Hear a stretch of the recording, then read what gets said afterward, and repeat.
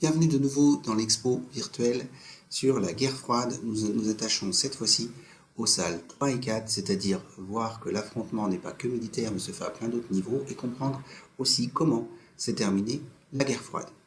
C'est parti pour nous rendre en salle numéro 3. Salle 3, donc un affrontement à tous les niveaux. Voilà pourquoi on peut mettre ce premier panneau exclusivement consacré à un affrontement, on va dire, technologique, de prestige, qui est la conquête spatiale.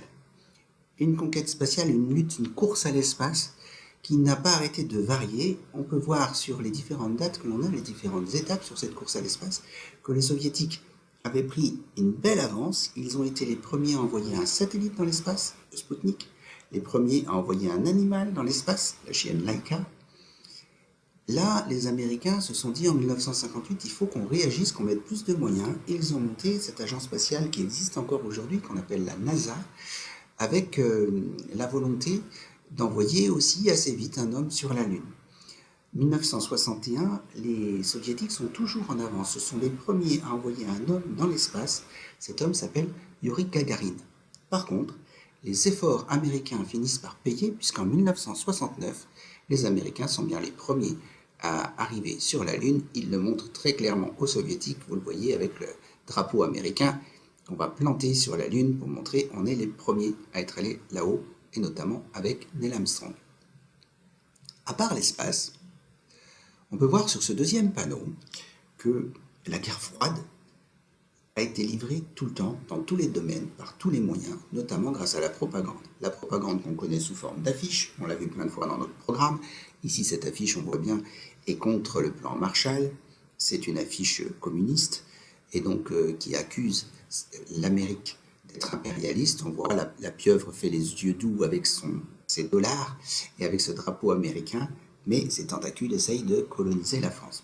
Autre moyen de propagande, les comics sont créés à cette époque-là, vous les connaissez bien puisque ça a donné naissance à pas mal de films qui marchent bien au cinéma. Dans les comics, on voit par exemple Captain America, qui sont les grands méchants. Bon, les grands méchants, celui qui soulève, il a l'insigne communiste sur l'épaule.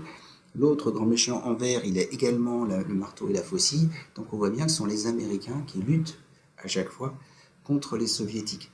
Même dans les bandes dessinées, c'est peut-être une manière d'essayer de rassurer le peuple américain et montrer qu'on est les plus forts. La philatélie, document 3, le timbre, vous voyez, qui rend hommage au fait que les Américains sont les premiers à avoir envoyé un homme sur la Lune. C'est aussi une manière, la philatélie, les timbres, de faire connaître les exploits du pays. Le cinéma, Rocky IV, c'est bien un combat entre un Américain, un boxeur américain et un boxeur soviétique. Vous voyez d'ailleurs que sur l'affiche, les gants montrent bien les drapeaux des deux pays qui s'affrontent comme ça directement. Et puis War Games, c'est un film des années 80 sur du piratage informatique par les soviétiques. Donc vous voyez, il y a plein de manières d'opposer comme ça les deux camps, notamment aussi sur la science-fiction. C'est une manière, la science-fiction, pour les Américains, de montrer que de la même manière qu'ils sont capables de lutter contre d'éventuels extraterrestres et de l'emporter, ils pourraient très bien l'emporter aussi contre les Soviétiques. C'est une manière de montrer leur équipement, leur armée, dernier cri, supérieure à celle des Soviétiques. Autre terrain d'opposition, le sport. Alors là, le sport, c'est vraiment la lutte, et notamment les Jeux Olympiques, avec le classement et les tableaux des médailles, la lutte à qui aura le plus de médailles. Est-ce que ce sera les États-Unis? Est-ce que ce sera l'Union soviétique? Est-ce que ce sera plutôt des pays d'Europe de l'Ouest, plutôt des pays d'Europe de l'Est? Il y a vraiment une grande compétition, ce qui fait que quand les Jeux Olympiques sont organisés, par exemple en 1980 à Moscou, en plein cœur de l'Union soviétique, eh bien, il y a un appel à boycotter ces Jeux Olympiques pour les athlètes du bloc de l'Ouest. 62 pays boycotteront les JO de Moscou. Inversement, quand les JO sont organisés 4 ans plus tard à Los Angeles, au cœur du bloc de l'Ouest, aux États-Unis, 14 pays du bloc soviétique ne vont pas se rendre dans ces Jeux Olympiques. Les athlètes, bien sûr, ceux qui ont des médailles sont bien reçus, sont très bien reçus. Sur certains podiums, comme on le voit, quand l'Union soviétique gagne, des fois les athlètes américains refusent d'aller sur le podium. Et puis, lors d'autres championnats, par exemple lors des mondiaux de football, le match entre l'Allemagne de l'Est et l'Allemagne de l'Ouest, ça peut être particulièrement tendu. Dans cette lutte pour le sport, on sait que le dopage, notamment dans les pays de l'Est, d'Europe de l'Est, a pas mal faussé les résultats. Enfin, dernière chose, il arrive que des athlètes profitent de ces compétitions sportives pour s'enfuir. Souvenez-vous, on a vu à Berlin que Tchev avait décidé de faire construire un mur pour empêcher la fuite des Allemands de l'Est vers l'Ouest. Eh bien, il y a des athlètes de l'Est qui profitent des cérémonies et des Jeux olympiques pour essayer discrètement de fuir à l'Ouest. Comment se termine cette guerre froide?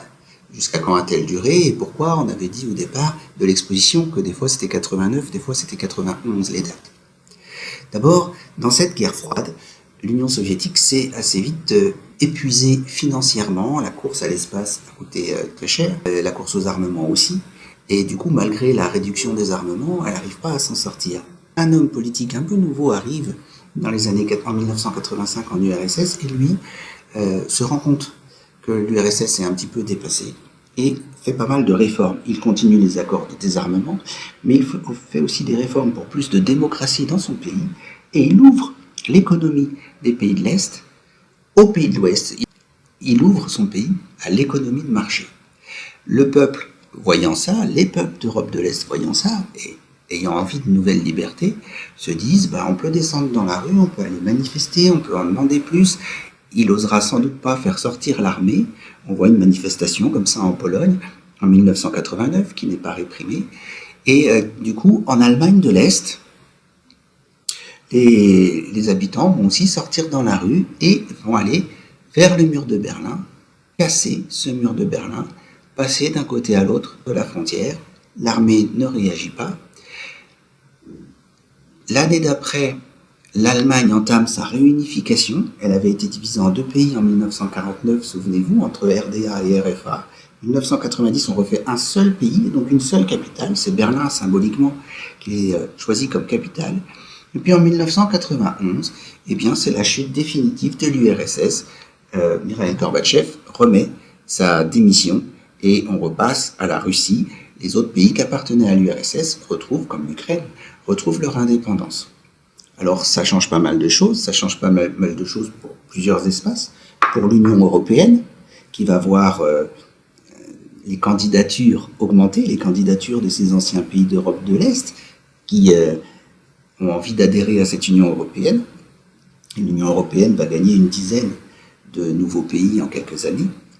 Ça change pas mal de choses pour les États-Unis, qui ne sont plus dans un monde bipolaire, mais qui deviennent la seule superpuissance de cette après-guerre froide. Et puis aujourd'hui, il y a encore quand même quelques traces de tout ça, notamment avec la personnalité de Vladimir Poutine en Russie, qui essaye de réagrandir son territoire, qui est un petit peu nostalgique de cette période de la guerre froide, où l'Union soviétique tenait un petit peu la rivalité avec les États-Unis.